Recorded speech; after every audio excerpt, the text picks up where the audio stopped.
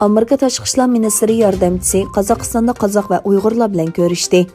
Amerikaning Qozog'istonda turishliq elchixonasining 27 noyabr Twitter hisobida e'lon qilishicha, Amerika Tashqi ishlar ministrligining ma'arif va madaniyat ishlari bo'yicha yordamchi ministri Mari Rois Qozog'istonda qozoq va uyg'urlar bilan ko'rishgan bo'lib, ularning orasida Sharqi Turkistondagi yig'ilish lagerlarining sobiq mahbuslari, oilasi lagerlarga qamalgan yoki yo'qolib ketgan kishilar bor ekan.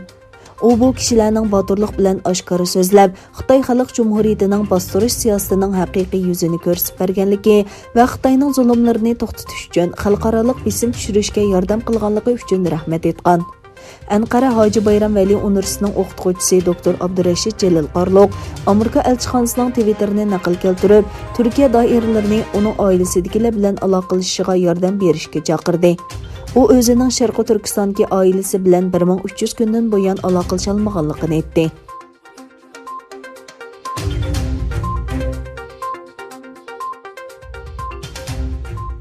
Nepaldagi musulmonlar Uyg'ur uchun adolat talab qilib namoyish o'tkazdi. Hindiston vaqt gazetining xabariga qaraganda, Nepaldagi bir turkum musulmonlar bir yerga jam bo'lib, Sharqi Turkistondagi minglagan masjidlarning vayron bo'lganligi va Xitoy hukumatining Uyg'urlarni nishon qilgan siyosatiga norozilik bildirgan.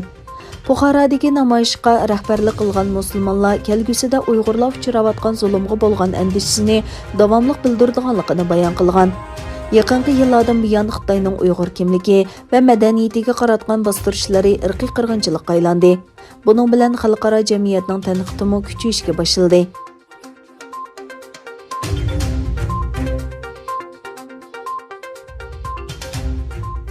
Reuters agentligi 30 noyabr dushanba e'lon qilgan dokladga asoslanganda, bir hujjat va manbalarda Trump hukumatining Xitoy xalqaro yerim o'tkazgich o'zak shirkati va Xitoy dengiz okean neft guruhini Xitoy harbiy korxonalari qora tizimligiga kirgizishga va Amerikaning mablag'ini cheklashga tayyorlik qilayotganligi oshkorlangan.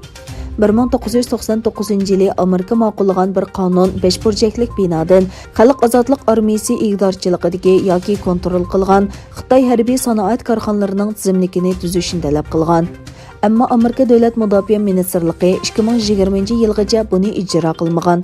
Bir necha kun ilgari Haykang Shivi, Xitoy telegraf shirkati va Xitoy ko'chma xabarlashish shirkati qatorliq savdo magnatlari bu tizimlikka qo'shilgan. Xabar qilinishicha, Oqsaroy ma'muriy buyruq tushirib, qora tizimlikdagi shirkatlarga jazo yurgizgan hamda amerikalik mablag' solg'uvchilarning 2021-yil 11-oydan boshlab qora tizimlikdagi shirkatlardan aksiya sotib olishini cheklagan. Bu qaror Xitoy telegraf shirkati, Xitoy ko'chma xabarlashish shirkati Huawei va Haykang Shivi qatorliq bir qism asosli Xitoy shirkatlariga ta'sir ko'rsatdi ekan.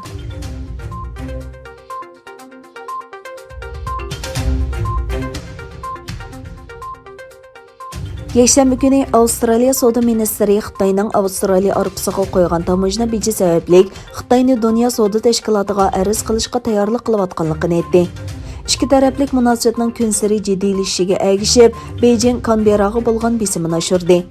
Oldingi hafta Xitoy savdo ministrligi Avstraliya uzum harqiga to'kma qilib, setishga qarshi boj oladiganligini e'lon qilgan bo'lib, boj nisbati 212% ga yetgan. Avstraliya savdo ministri Simon Birmingham yakshanba kuni Kanbera hukumatining Xitoyni dunyo savdo tashkilotiga arz qilishni planlaganligini aytdi.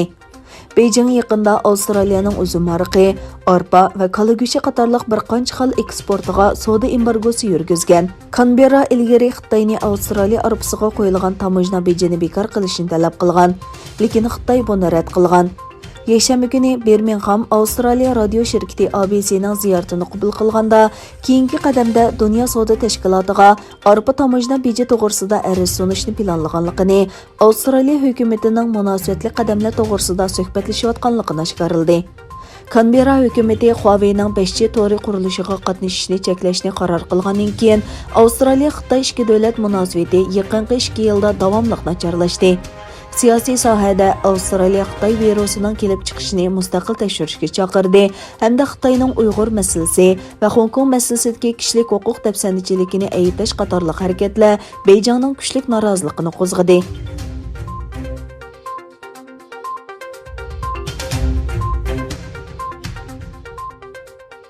Amerika prezidenti Trump qatnashgan bir televiziya programmasida Joe Biden 80 million biletga erisholmadi. Men uningga ishonmayman dedi.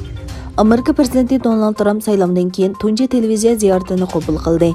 Demokratlar partiyasining 3 noyabr o'tkazilgan 59-navbatlik prezident saylamida pochta biletida aniq aldamchilik qilganligini aytgan Trump, "Siz bu ishga bo'lgan ko'z qarashimni o'zgartirolmaysiz. Mening qarashim 6 oy ichida o'zgarmaydi. Saylamda ig'ir aldamchilik bo'ldi" dedi. Agar Cumhuriyetçiler Partiyasi 3 noyabrdagi saylam natijasiga qarshi turmasa, Cumhuriyetçiler Partiyasining prezidentining bundan keyin Oqsaroyga kelishining intayin mushkul ekanligini bayon qilgan Trump, Joe Biden 80 million biletga erisholmadi. "Men uningga ishonmayman" dedi.